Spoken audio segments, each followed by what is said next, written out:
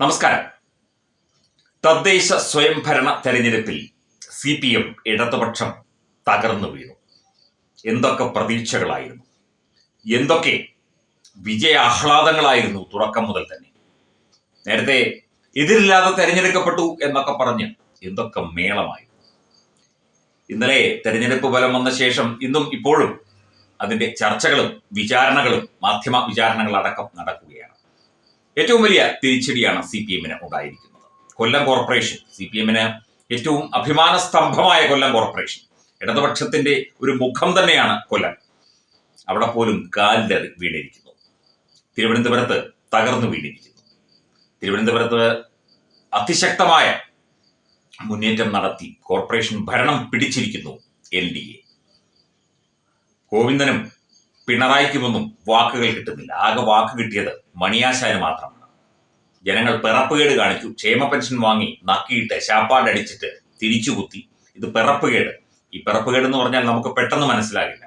പിറപ്പ് എന്ന് പറഞ്ഞാൽ പിറവിയുമായിട്ട് ബന്ധപ്പെട്ടാണ്. അതായത് തന്തയ്ക്ക് പറക്കാത്തവരാണ് കേരളത്തിലെ ജനങ്ങൾ എന്നാണ് മണിയാശാൻ പറഞ്ഞത്.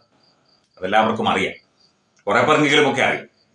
ഈ വാക്കുകൾ സ്വതസിദ്ധമായ സ്റ്റൈല് എന്നൊക്കെ ഗോവിന്ദമാഷ് ന്യായീകരിച്ചെങ്കിലും ജനങ്ങളുടെ തന്തയ്ക്ക് വിളിക്കുക തന്നെയാണ് MM മണി ചെയ്തിരിക്കുന്നത്. MLA ആണ്, മുൻമന്ത്രിയാണ്. ഇത്രയും നാണം കെട്ട ഒരുത്തൻ, ഇയാളൊക്കെ പൊതുപ്രവർത്തകനാണെന്ന് പറയാൻ കേരളത്തിന് തന്നെ, നമുക്ക് തന്നെ നാണക്കേടാണ്. തെരഞ്ഞെടുപ്പാകുമ്പോൾ ജയിക്കും തോൽക്കും, ജനവിധിയാണല്ലോ. അതുപോലെ കോൺഗ്രസ് UDF നല്ല മുന്നേറ്റമാണ് നടത്തിയത്. ഇവിടെ വോട്ട് ചോരിയില്ല, വോട്ടിംഗ് യന്ത്രത്തിന് കുഴപ്പമില്ല, എല്ലാം സേഫാണ്.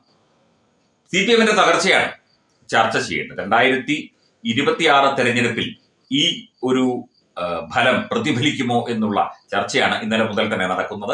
അതിന്റെ പരിശോധനകളും രാഷ്ട്രീയ നിരീക്ഷണങ്ങളുമാണ് വരുന്നത്. ഈ രീതിക്ക് പോവുകയാണെങ്കിൽ പോലും നിയമസഭാ തെരഞ്ഞെടുപ്പിന്റെ രീതികൾ, വോട്ടിംഗ് രീതികളും അതിന്റെ ആ ഒരു തെരഞ്ഞെടുപ്പ് പ്രക്രിയ തന്നെ വളരെ വ്യത്യസ്തമാണ്. ഇവിടെ പലപ്പോഴും രാഷ്ട്രീയം നോക്കാതെ ആളുകൾ വോട്ട് ചെയ്തിട്ടുണ്ട്. BJP വ്യക്തമായ മുന്നേറ്റമാണ് നടത്തിയിരിക്കുന്നത്.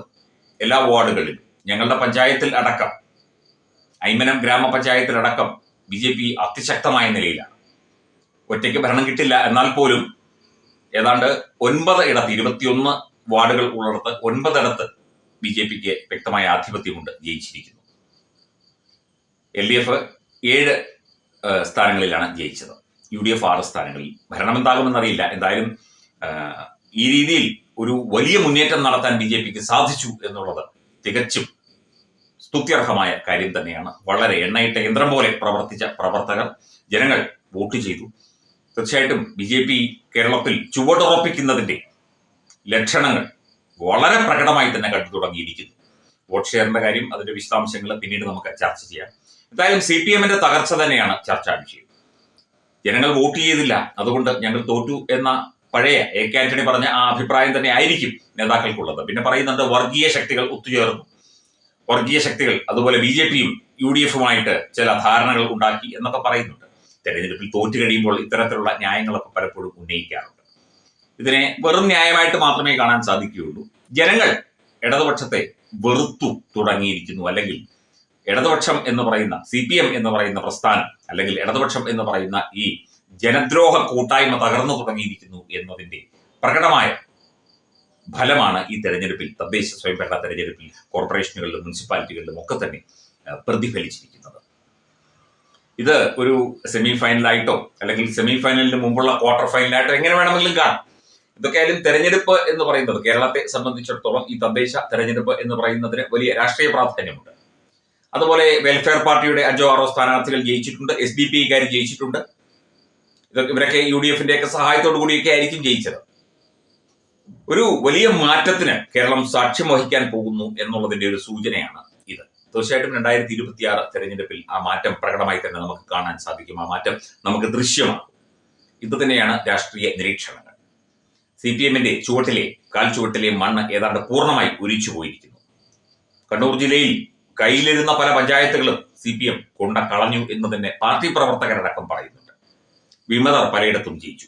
അതായത് CPM തന്നെ എതിർക്കുന്ന അവസ്ഥയിലേക്ക് പലപ്പോഴും കാര്യങ്ങൾ എത്തിച്ചേർന്നു. കണ്ണൂർ ജില്ലയിൽ പല പഞ്ചായത്തുകളിലും, പല മുനിസിപ്പാലിറ്റികളിലും ഒക്കെ തന്നെ, പല വാർഡുകളിലും CPM-ന്റെ അടിവേരറുത്തുകൊണ്ടാണ് സത്യം പറഞ്ഞാൽ ഈ ഒരു ജനവിധി പുറത്തു വന്നിരിക്കുന്നത്. അവർക്ക് ഒരു ഓപ്ഷൻ പിന്നീടുള്ളത് UDF ആണ്, BJP ആണ്. BJPക്ക് ഒരു വ്യക്തമായ അംഗീകാരം പൊതുവെ കിട്ടിയിട്ടുണ്ട്, എല്ലാ തലത്തിലും കിട്ടിയിട്ടുണ്ട് എന്നുള്ളതാണ് തെരഞ്ഞെടുപ്പ് ഫലത്തിൽ നിന്ന് മനസ്സിലാകുന്നത്. അപ്പം CPM-ന്റെ പണി തീർന്നു. ഈ മണിയാശാൻ പറഞ്ഞതുപോലെ തന്തയ്ക്ക് പറക്കായിക കാണിച്ച ജനങ്ങൾ എന്ന് അയാൾ പറയുന്നത് പോലെ ജനങ്ങൾ മാന്യമായി തന്നെ പ്രതികരിച്ചു. അത് മനസ്സിലാക്കാനുള്ള ബുദ്ധിയോ അല്ലെങ്കിൽ വിവേകമോ ഇല്ലാതെ ഈ ഒരു വിഷയം തീർച്ചയായിട്ടും BJP-യും അതുപോലെ UDF-ഉം ഒക്കെ ഇപ്പോൾ തന്നെ സമൂഹ മാധ്യമങ്ങളിലൂടെ ചർച്ചയാക്കിക്കൊണ്ടിരിക്കുകയാണ് ഈ MM മണിയുടെ ഈ ഒരു പ്രസ്താവന. നേരത്തെ M സ്വരാജ് നടത്തിയതുപോലെ അയാൾ തോറ്റപ്പോൾ, തൃപ്പൂണിത്തുറയിൽ തോറ്റപ്പോൾ ജനങ്ങളാണ് തോറ്റത് എന്ന് പറഞ്ഞു. അതും വലിയ തോതിൽ UDF BJP ഹാൻഡിലുകൾ പ്രചരിപ്പിച്ചു. അപ്പൊ 2026 തെരഞ്ഞെടുപ്പിലും CPM-ന്റെ ഇടതുപക്ഷത്തിന്റെ തോൽവി ഏതാണ്ട് ഉറപ്പായ മട്ടാണ് എന്നുള്ള ചില സൂചനകളാണ് ഈ തെരഞ്ഞെടുപ്പ് ഫലത്തിൽ നിന്ന് നമുക്ക് വായിച്ചെടുക്കാൻ സാധിക്കുന്നത്.